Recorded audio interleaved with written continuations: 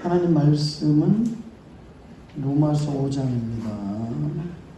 말씀 나오면 서로 번갈아 가면서 읽어주세요. 스크린. 로마서 5장 1절, 2절. 제가 1절 읽고 여러분들 2절 읽으면 되겠습니다.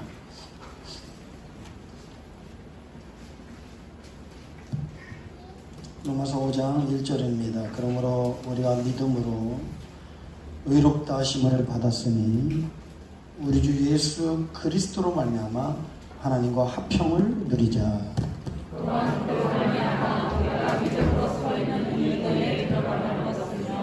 하나님의 영광을 바라고 즐거워하느니라. 할렐루야. 오늘도 복되고 거룩한 날 주님 전에 나오셔서 예배로 영광 돌리시는 여러분들의 가정과 삶 속에 하나님의 은혜와 축복이 가득하시기를 축원합니다. 미국에서 한 기관이 중년들을 대상으로 해서 설문지 조사를 했습니다. 그 제목은 당신에게 가장 필요한 것이 무엇입니까? 이런 질문을 던졌습니다. 그랬더니 압도적인 1위가 마음의 평화입니다. 평안했으면 좋겠습니다. 아마 이런 질문에 대한 대답은 어느 나라, 어느 민족도 똑같이 아마 모든 사람이 동일하게 간절히 소망한다면 마음의 평화일 것입니다. 전 세계 사람들의 그 인사 방법이 다 다른데요. 그런데 전 세계 사람들의 인사법 중에서 가장 많이 등장하는 단어가 이 평화라는 단어입니다. 여러분들이 잘 알다시피 이스라엘 히브리 사람들은 샬롬하죠. 당신에게 평화가 있기를 원합니다. 그리고 중동 아랍 사람들은 살랍, 그리고 고대 이스라엘 그리스도의 사람들은 에이레, 그 평안이라는 뜻이거든요. 에이레네. 중국 사람들은 핑안, 우리 한국 사람들은 안녕하세요, 평안하셨습니까? 간밤에도 평안하세요. 요새 평안하시죠? 이렇게 평안에 대한 질문, 인사법이 가장 많다고 합니다. 그 이유가 뭘까요? 평화를 갈망한다는 증거죠. 또 역설적으로 보면 이 세상에 우리의 삶 속에 평화가 없다라는 거죠. 진정한 평화. 그래서 우리는 진정한 평화를 갈망하면서 평안하십니까? 이렇게 인사를 하고 있는지 모르겠습니다. 오늘은 아름다운 궁전 두 번째 평화의 방 이야기 되겠습니다. 우리 한번 여러분에게 인사 한번 할까요? 평안하십니까? 이렇게.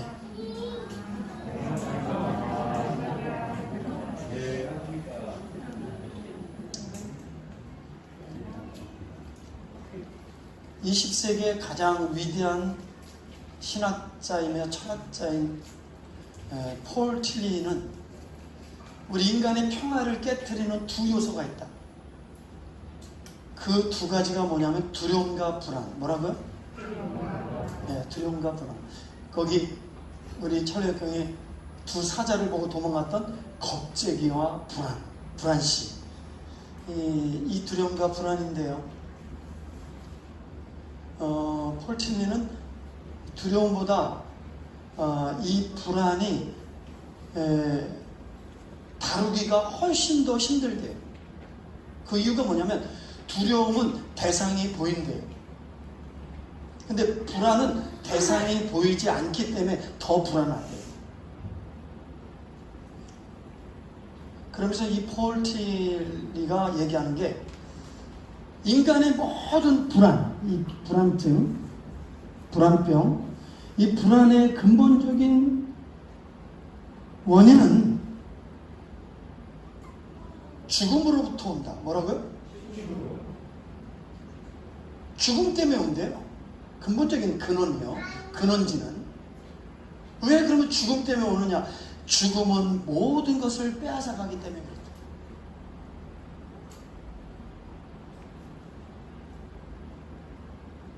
죽음은 모든 것을 빼앗아가기 때문에.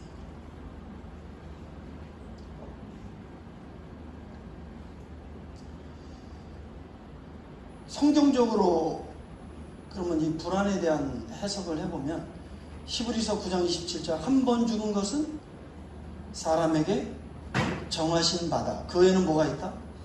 심판이 있다. 근데 하나님을 믿는 우리 성도들도 이 불안증이 있대요. 불안 증세가 있대요.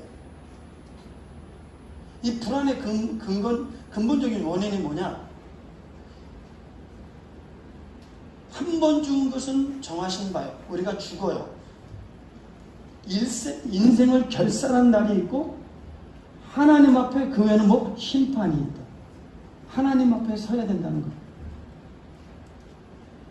근데 하나님 앞에 설 자신이 없다는 거예요. 그리스도인들은. 하나님 앞에 설 준비가 안 되기 때문에 불안하다는 거예요. 그러면서 말하기를 뭐냐면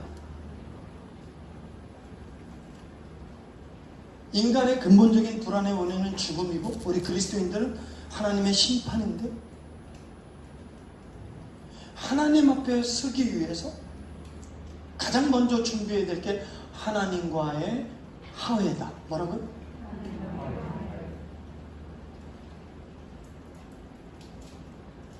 가장 중요한 게 하나님과 화해래요. 그러면 왜 하나님과의 화해가 필요할까요?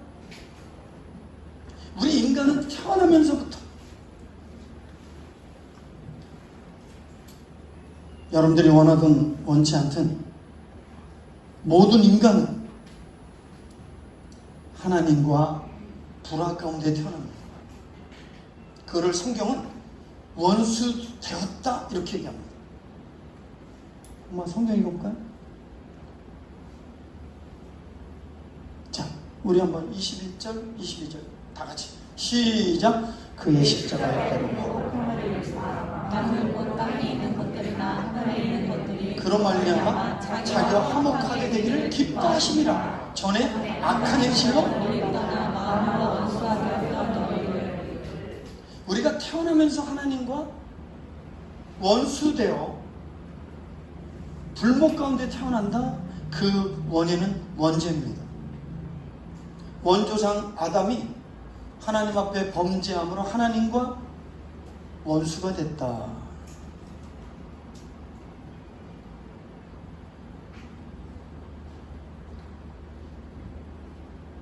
하나님과 원수 관계래요. 근데 하나님과 원수 관계인데 하나님 앞에 섰을 때 여러분 원수 관계로 쓰면 어떻게 되겠어요? 당연히 심판받겠죠. 멸망당해야 되겠죠. 그렇기 때문에 우리가 하나님을 만나기 위해서 가장 중요한 것은 하나님과 화목해야 되고 화해해야 되고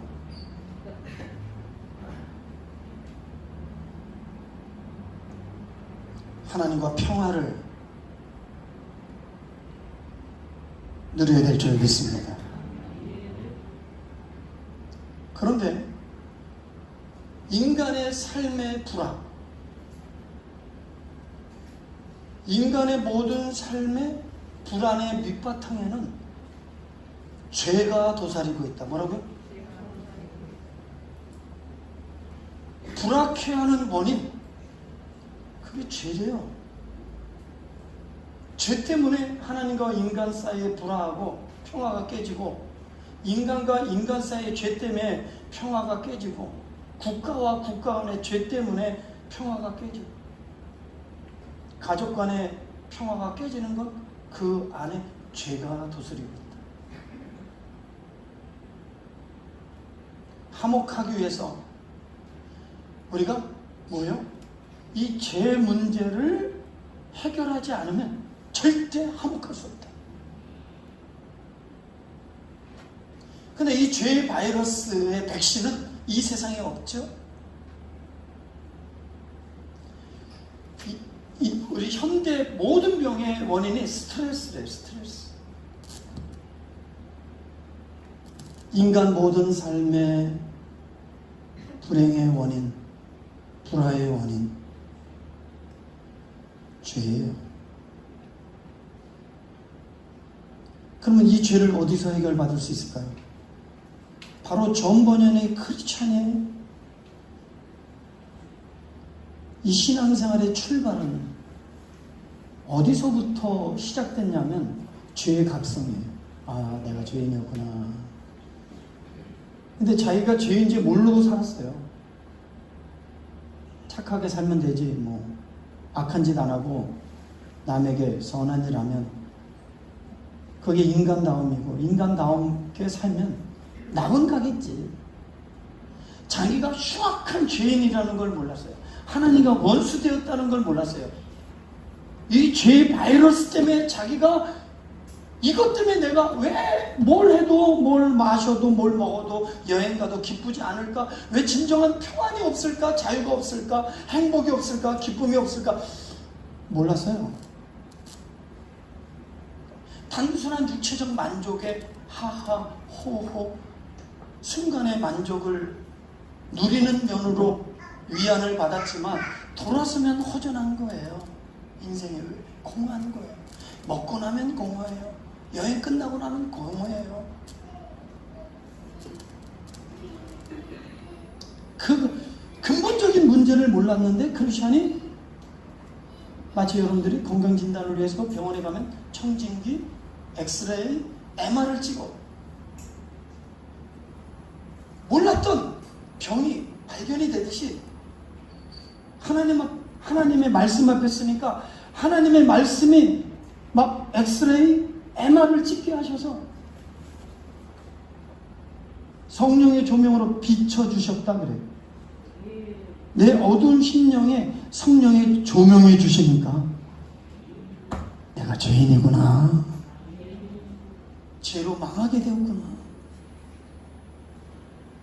그리고 하나님의 심판을 받아 멸망받을 수밖에 없다라는 이 각성, 이 각성이 신앙생활을 출발하게 하고 순례자의 길을 걷게 한 거예요.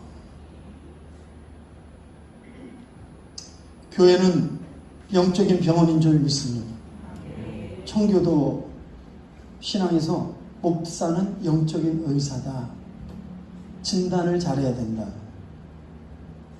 그리고 병원의 전공 과목은 영과고, 그 영과는 다양한 종류의 과가 있어요. 그 대신 영과의 가장 우선순위과는 죄과다. 뭐라고요? 죄과를 진단하고 죄과를 처방해주고 죄를 해결해주는 거예요. 왜냐하면 현대병의 모든 병의 원인이 스트레스인 것처럼 인간의 모든 불행의 원인, 고통의 원인, 멸망의 원인, 다 뭐 때문에? 원인은 죄 때문에. 교회는 영적인 문제를 해결하는 것이고 무엇보다도 죄에서 자유케 되는 것입니다. 죄에서 자유케 되지 않고는, 하나님과 화목하지 않고는 인간은 절대 평화가 없습니다. 행복이 없습니다. 예배는 하나님의 최고의 은혜의 방편이에요. 자유를 경험하는 시간, 평화를 누리는 시간이에요. 아멘이 좀 적은 것 같아요. 할렐루야. 인간은 죄로부터 해방되지 않고는 진정한 평화를 누릴 수 없다. 시작. 한 예를 들어볼게요. 어떤 한 소년이 여름방학이 돼서 외갓집에 놀러 갔어요. 외할머니 집에. 시골 외할머니 집에 가서 보니까 새들이 많아. 그래서 새총을 만들어서 새를 잡아야 되겠다 이렇게 생각하고 새총을 만들어서 새를 잡으러 돌아다녔는데 한 마리도 못 잡았어. 새들이 얼마나 빠른지. 실망해갖고 이제 집에 이렇게 돌아와서 마당에 이렇게 보니까 할머니가 애지중지 키우는 오리가 있는 거. 오리. 에이, 저거라도 맞춰야 되겠다. 새총을 꺼내갖고 돌을 딱 장전해갖고 빡 쐈는데 머리를 맞아갖고 오리가 현장에서 죽어버렸어요. 이야, 내가 오리를 맞췄다. 맞춘 기쁨이 있었지만 할머니가 사랑하는 오리를 죽였으니 큰일 난 거예요. 그걸 누가 봤어요? 옆에 있던 동생이 봤어. 동생한테 비밀로 하고 마당 한쪽에다가 오리를 땅에다 묻어버렸어요. 저녁이 됐어요. 식사를 하는데 할머니 얼굴을 쳐다볼 수가 없어요. 먹는 건지 밥맛도 없어. 밤잠도 설치고 아무런 시골에 내려와서 재미도 하나도 없고 죄에 눌려갖고 그 죄가 발견될까 혹 동생이 이 비밀을 또 할머니에게 잃으면 큰일 나니까 저녁밥을 먹고 방으로 가려는데 오빠 그러는 거야. 왜 그래? 설거지해. 나는 설거지 당번이 아닌데 오빠가 해. 알지? 그때부터 알지? 협박에 들어가는 거야.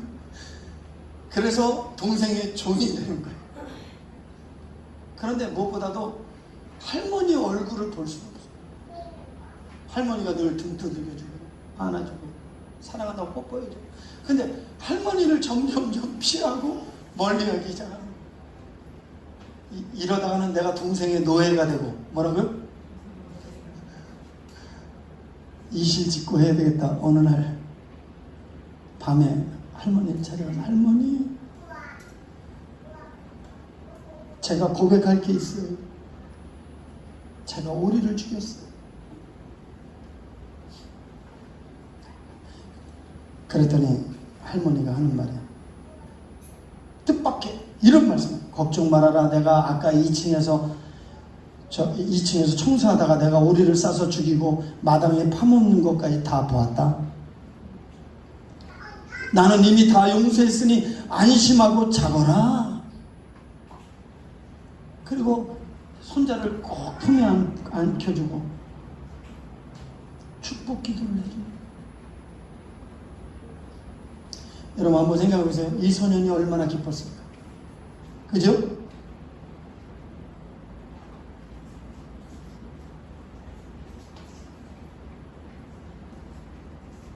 이렇게 할머님과의 평화가 한 소년의 행복의 시작이듯이 모든 인간들은 하나님과 평화할 때, 화목할 때 그게 행복의 시작인 것을 기억하시기를 주의 이름으로 축복합니다.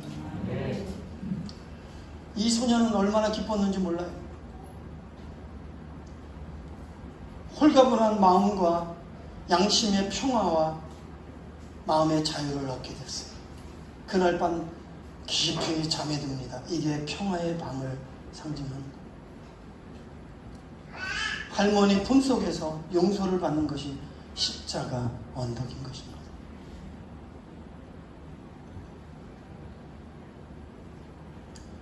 그 다음날 아침 이렇게 꿀잠을 자고 일어났는데 동생이 또 협박합니다.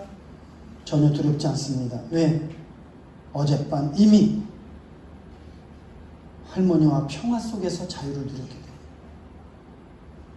아무것도 두렵지 않습니다. 오늘 본문 말씀이 바로 그 말씀이에요. 사도 바울이 오리 이야기와 비슷한 사건이 우리 인생들의 이야기인 것을 얘기해 주고 있는 거예요.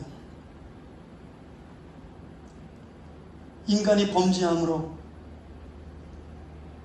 하나님을 피하기 시작했습니다. 여동생의 노예가 되어 사단의 종이 되어 스스로를 정죄하며 괴로워하며 마음의 평화를 잃고 살아갔습니다. 이것이 죄인의 실종입니다. 우리 한번 성경 읽어볼까요? 시작. 죄를 지는 자는 마귀에게 속하나니 마귀는 처음부터 범죄 아니라 하나님의 아들을 하신 것은 마귀의 열매를 하시니라. 시작. 그는 허물을 가지고 또 너를 살리셨도다. 그때 너희는 그 가운데서 행하여 이 세상 풍조를 따르고 공중의 번쩍잡은 자를 따랐으니 곧 지금은 불순종의 아들들 가운데서 역사하는 왕이라. 귀신이 있습니까? 여러분, 마귀가 있다고 믿습니까? 18세기의 계몽주의 사상이 전 세계 모든 사람들에게 사상에 영향을 줬는데, 이성으로 검증되지 않고 과학으로 검증된 것은 진리가 아니다. 그러면서 신과 악마와 뇌세의 존재를 다 부인하게 되었습니다. 이성으로 증명되고 과학으로 증명된 것만 진리다. 이 세상이 전 세계에 영향을 줬고 일반 교육에 영향을 줬고 많은 사람들은 여기에 오염되고 이미 인생의 철학과 가치관 속에 담아있기 때문에 우리 마음속에 내세와 초월적인 어떤 존재에 대한 거부감이 있는 것입니다. 검증되고 내가 경험되고 확증된 것만 믿으려고 하는 가치가 나를 주관하고 이게 장벽이 되어서 뭐 그러겠지, 있겠지, 성경이 그러니까 그러면서 인정 안 하는 것입니다. 근데 19세기에 1차 세계대전, 2차 세계대전이 일어나면서 이성의 발달과 과학의 발달로 결국 인간이 저지른 일은 전쟁이에요. 참혹한, 비천한, 처참한. 인간이 어떻게 이렇게 잔인할 수 있겠는가? 악마의 존재를 다시 인정하게 되고 이 세계관, 인생관을 다시 정립하게 되면서 신을 인정하고 악마를 인정하고 내세를 인정하게 된 것이에요. 그러면서 종교 부운동도 전 세계 19세기서부터 영적 대각성 운동이 일어나 지금도 그 운동이 일어나고 있고 21세기를 살아가는 여러분들 여전히 계몽주의 사상에 길들여져 있기 때문에 예수 믿는데 가장 돌짝밭이 되고 길가밭이 돼서 자기가 보지 않으면 믿지 않으려고 하는 이런 가치가 있기 때문에 신앙생활이 쉽게 빠져들지 못하고 깊이 들어가지 못하는 거예요. 우리 인간에게 있어서 가장 시급한 것은 죄 문제를 해결하는 거고 하나님과 화목하는 것입니다. 할머니와의 화목이 행복의 시작이었던 소녀처럼 죄 문제를 해결하고 하나님과의 평화가 행복의 시작입니다. 우리 다 같이 한번 읽어봅시다. 시작.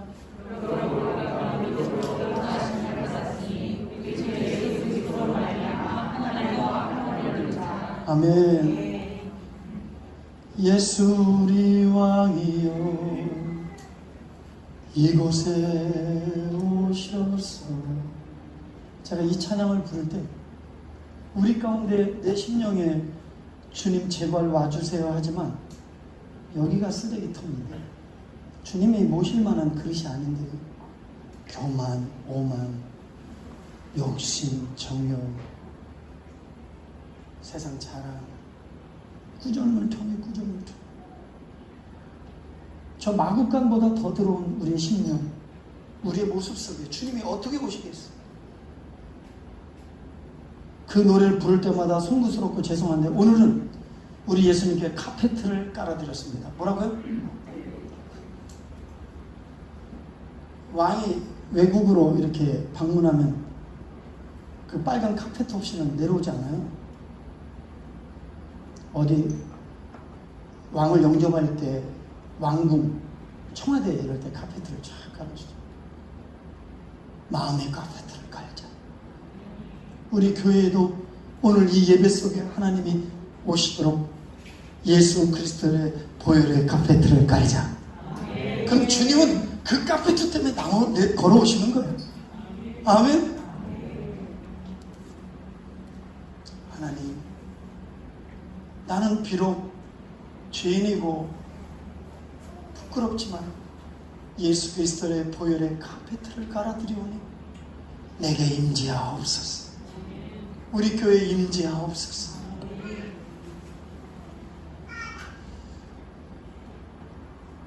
우리가 평화를 누릴 수 있게 된 것은 그 카페트 때문에 그런 거예요. 그 카페트는 짐승의 피고 우리를 대신하신 대속, 세상 죄를 지고 오는 어린 양이 되어 우리를 하나님께로 인도하려고 자신의 죽음으로 열어놓은 산 길이시고 생명의 길입니다. 그래서 예수님이 이렇게 말씀합니다. 내가 곧 길이요 진리요 생명이니라. 여러분 보세요. 우리 다 같이 크게 한번 읽어봅시다. 우리가 시작. 우리가 아직 죄인 되었을 때 그리스도께서 우리를 위하여 죽으심으로 하나님께서 우리에 대한 자기의 사랑을 확증하셨느니라. 아멘. 여러분 잘 들어봐요. 우리가 깨끗할 때, 정직할 때, 잘 살 때, 착하게, 그때 주님이 오셔서 죽으신 게 아니고 우리가 죄인 되었을 때예요.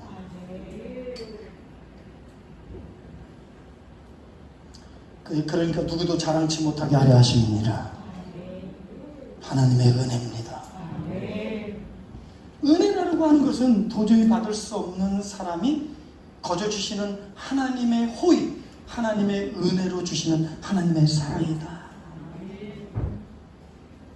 하나님의 은혜로 죄인이 의롭다함을 얻었고 하나님의 은혜로 화목하게 되었고 구원을 얻게 된 줄 믿습니다. 이게 그리스도의 사랑이죠. 사랑을 확증했다. 말로만 사랑한 게 아니에요. 하나님 사랑하면 아멘 합시다. 그냥 그 사랑은 나의 계명을 지키는 거니까 하나님의 계명을 지키는 자가 나를 사랑하는 거예요. 계명대로 사는 게. 근데 사랑한다고 계명을 안 지켜요? 율법을 무시해요? 하나님의 말씀을 무시해요? 사랑 안 하는 거예요. 우리의 믿음은, 우리의 고백은 삶으로 나타나게 돼 있고 삶의 열매로 증거하는 것입니다. 그래서 우리의 십자가를 통해서 우리의 죄의 흉악성, 전적인 부패, 하나님의 사랑의 깊이를 아는 거예요. 하나님의 은혜에 붙들린 사람은 절대 교만할 수 없어요. 내가 어떻게 구원받았는가?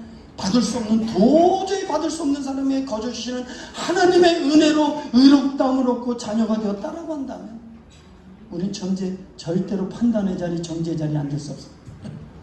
그저 나의 나된 건 하나님의 은혜입니다.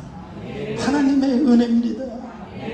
은혜 위에 은혜, 은혜가 더할수록 나타나는 고백은 하나님 감사합니다. 감사와 겸손이에요. 평화의 밤 좀 얘기할게요. 크리스찬이 십자가 언덕에서 십자가 체험, 중생 체험, 회심 체험, 이건 신앙의 시작입니다. 칭의 구원은 신앙의 시작이지 끝이 아닙니다. 오늘 한국교회 복음에 대한 잘못된 이해, 예수 믿었으니까 재산받고 예수 믿으면 구원받고 천국만 가면 되지라고 하는 이 얕은 이해 때문에 신앙생활을 가볍게, 회개를 가볍게, 넓은 길을 가면서 좁은 길을 간다고 착각하고, 나는 여러분들에게 간절히 기도하기, 내가 깨달았기 때문에, 내가 각성됐기 때문에 하나님 앞에 목사로서 우리 성도들 참 그리스도인 참 제자로 만들지 못한 걸 용서를 구하고, 숫자 많이 불리고 성도 많아지면 그게 성공이라고 착각하고, 한 사람이라도 하나님의 기뻐하는 하나님의 참 사람을 만든, 참 제자를 만든 주님의 기쁨이 되기를 소원하면서, 우리 교회는 형식주의자, 위선자를 생산하는 교회가 아니라 참 그리스도인, 참된 제자를 생산하는 생명을 주는 교회 되기를 기도합니다. 나의 마지막 소원.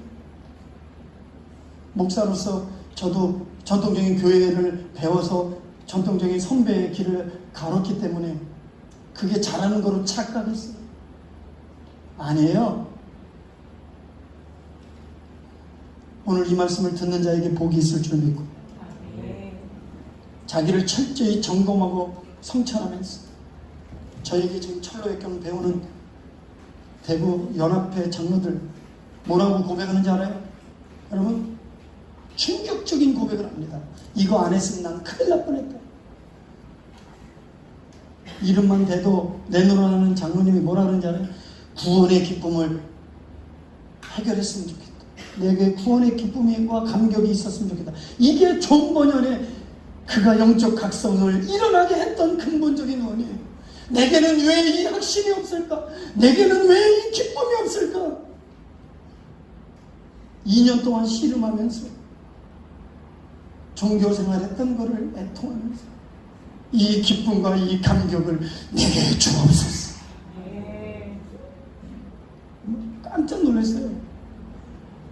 유명한 교수님. 제 몸이 안 좋아요. 근데 내가 이 시간만은 빠지지 않기를 원합니다. 그리고 이번 주에도 왔어. 몸이 아프신데 어떻게 하셨어? 내가 이 시간만은 안 뺏기려고 합니다.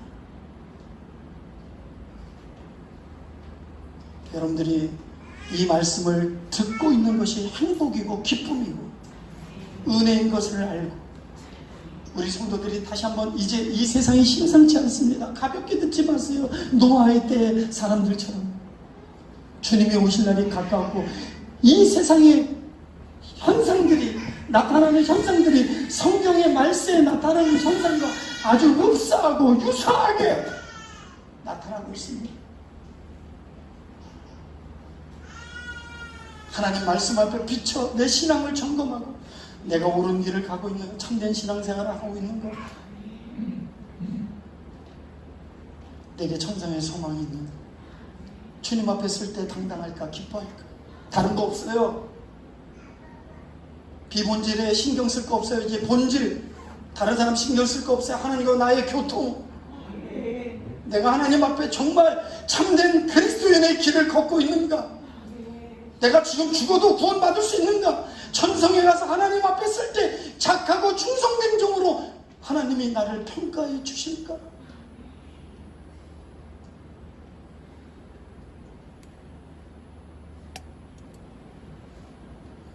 크리스천은 마침내 십자가에서 자유를 얻고 평화를 얻고 그리고 아름다운 궁전을 향해서 나갑니다.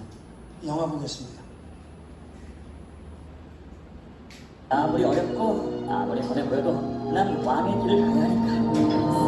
세상의 영원한 왕의 길을 따르길 정말 잘했어.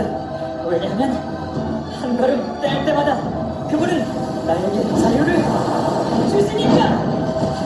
영이 닫혀와도 만유의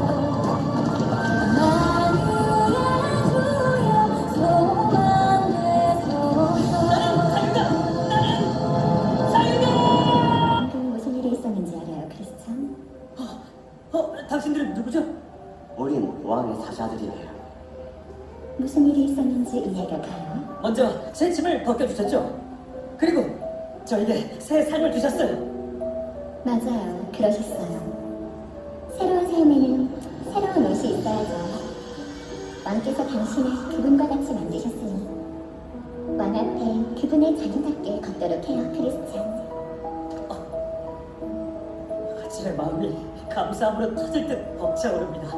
저의 누더기 같은 옷과 저를 괴롭히던 무거운 짐을 벗겨주셨어요. 그리고 그 자리를 축복으로 채워주셨어요. 이 세상 그 무엇과도 비할 데 없는 놀라운 축복이요. 자, 이제 아름다운 왕궁이 나올 때까지 계속해서 걸어가세요. 죄에서 자유하기를 원하면 아멘합시다. 진정한 평안과 안식을 누리기를 원하면 아멘합시다. 십자가 언덕을 올라야 됩니다.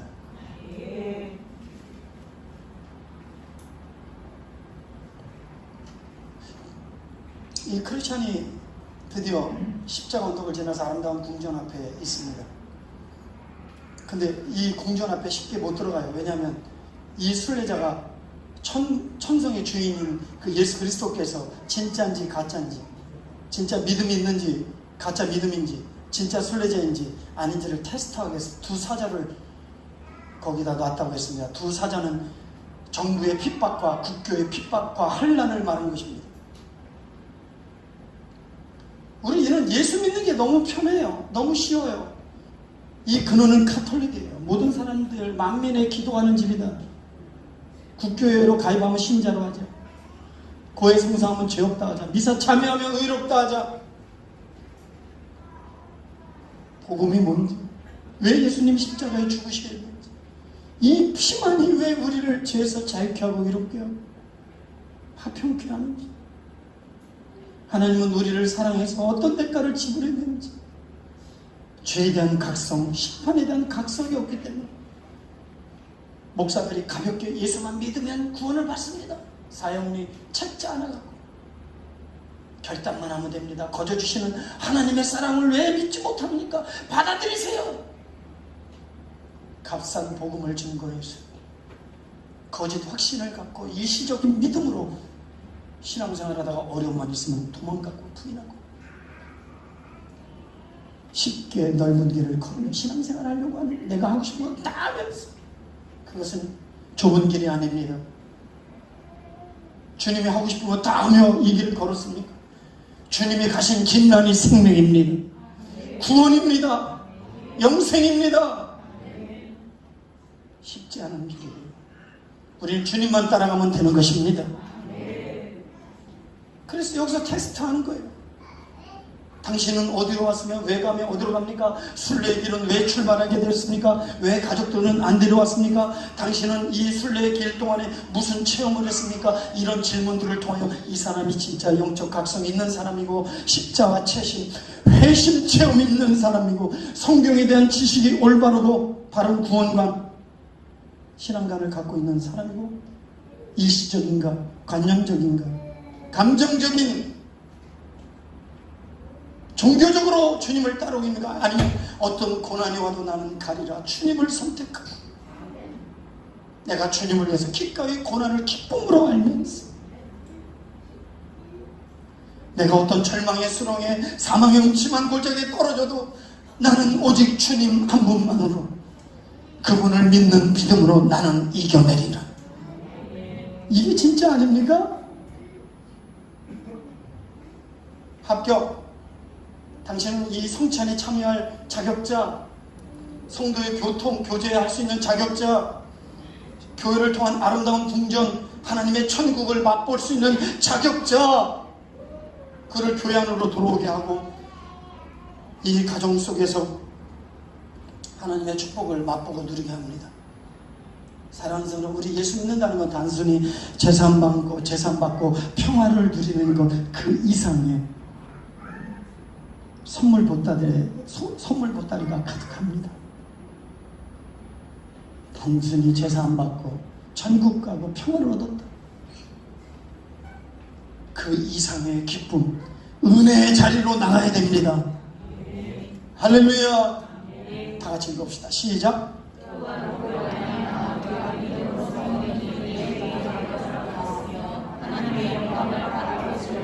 아멘.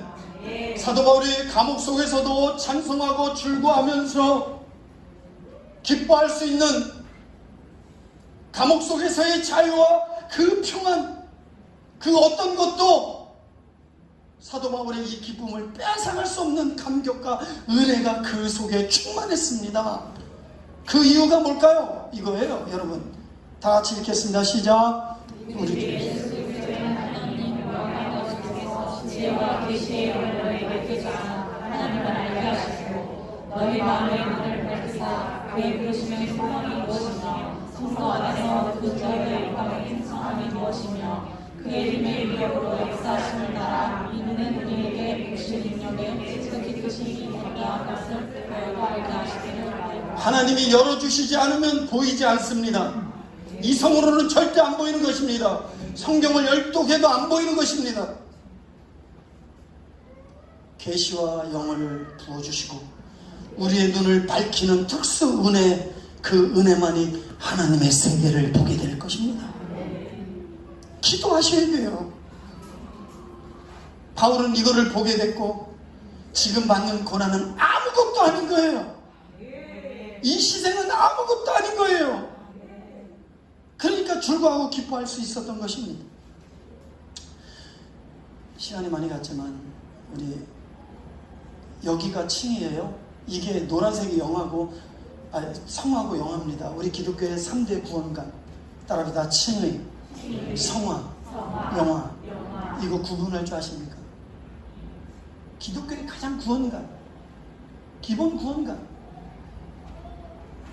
그러니까 칭의는 여기서 이루어진 거예요. 어디서 이루어진 거냐면 여기서 이루어진 거예요.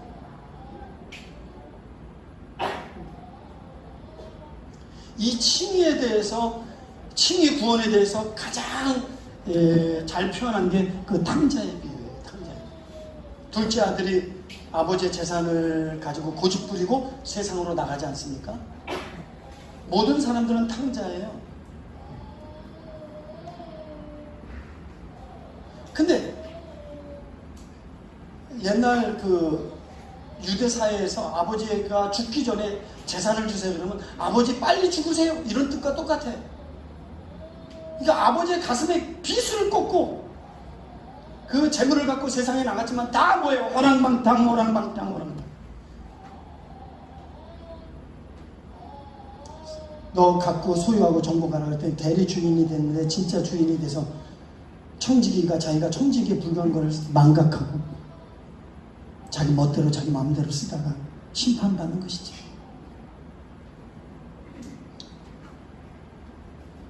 고난의 레슨을 통해서 하나님은 우리를 자각하게 하시는 거예요. 여러분들 고난 가운데 있습니까? 고난은 하나님의 레슨이고 나를 깨닫게 하시는 하나님의 방편이요, 은혜 방편이 하나님을 찾게 하는 은혜의 통로입니다.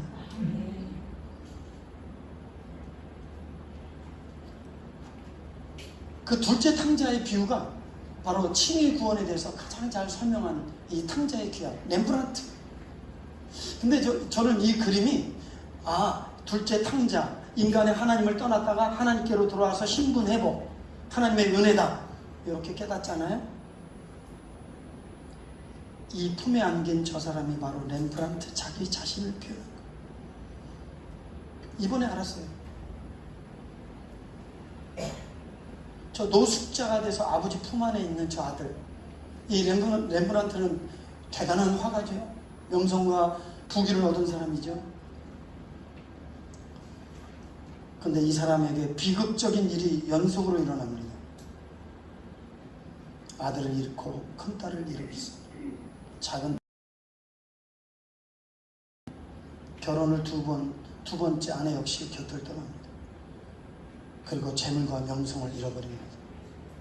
하나밖에 남지 않은 아들 티투스마저도 자기 곁을 떠납니다. 자기 인생의 황혼에 이 절망에 던져진 자기의 모습을 비춰서 저 모습을 하고 있는 거예요. 내가 바로 하나님 앞에 탕자였다. 그 많은 걸 누렸지만 진정한 평안이 없었다. 창조자 품으로 돌아가는 자신의 가난한 실존을 보여주면서 자기가 살아온 세월이 방황의 세월이었다. 그렇지만 저 귀족 아버지가 노숙자 같은 아들을 그대로 용서하고 용납하시는 저 모습 속에 자신의 눈물을 씻어주시는 하나님의 사랑을 깨닫게 되었고 마지막 인생의 참된 평안과 안식을 누리며 세상을 떠나게 됩니다.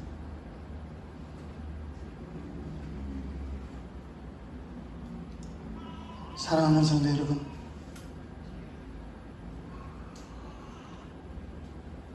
우리가 하나님 창조자의 품에 안에 있을 때 가장 자유롭고 평안한 줄 것이고 하나님과의 화목의 행복의 시작인 것을 기억하시고 이 평안을 깨뜨리지 말고 하나님과의 교통을 통하여 더 깊은 하나님의 은혜의 세계, 예수님을 통해서 주어지는 풍성한 하나님의 축복의 주인공 되기를 주의 이름으로 축복합니다.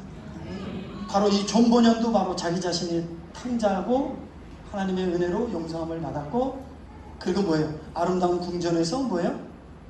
바로 안식과 평안을 누리는 이것을 보여주는 거예요. 그래서 이 존 보년은, 이 크리스천은 그 평화의 방에서 이런 노래를 불러요. 여기가 어디인가? 나그네 같은 인생을 위해 베푸시는 예수님의 사랑과 보살핌이 가득한 곳. 주님이 예비하신 이곳. 죄를 용서받는 이 몸이 이미 천국에 산다네. 교회는 천국을 맛보게 하시는 하나님의 가장 중요한 장소입니다. 교회가 아름다운 궁전이 되어 천국을 맛보게 하는, 하나님의 평안과 안식과 힘을 얻게 하는 교회가 되어야 됩니다.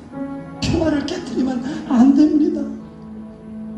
왜 우리는 교회 와서 상처를 받나요? 신앙생활이 왜 지옥이 되어야 됩니까? 청교도에서는 이렇게 얘기합니다. 왜 그러느냐? 가짜 순례자, 가짜 믿음의 사람, 거룩성을 파괴하고 우리의 평화를 깨뜨린다고 얘기했어요. 하나님이 주신 이 아름다운 궁전을 우리가 지켜야 됩니다. 우리 교회에 머무르시고 우리를 자유케 하시는 은혜가 충만하기를 축원합니다. 주님이 오늘도 이렇게 말씀하세요. 수고하고 무거운 짐진 자들아, 다 내게로 오라. 내가 너희를 편히 쉬게 하리라. 아름다운 궁전 안에 거하시기를 주님의 이름으로 축복합니다. 주여, 우린 연약합니다. 우린 오늘을 힘겨워합니다. 주 뜻을 이루며 살기에 부족합니다. 우린 연약합니다. 주여, 우리 넘어집니다. 주여, 우리 넘어집니다. 오늘 하루 또 실수합니다.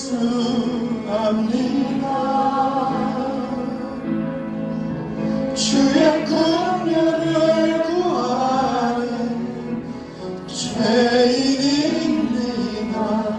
우리 주만 바라봅니다. 우리 다 같이 한없는 주님의 은혜, 한없는 주님의 은혜,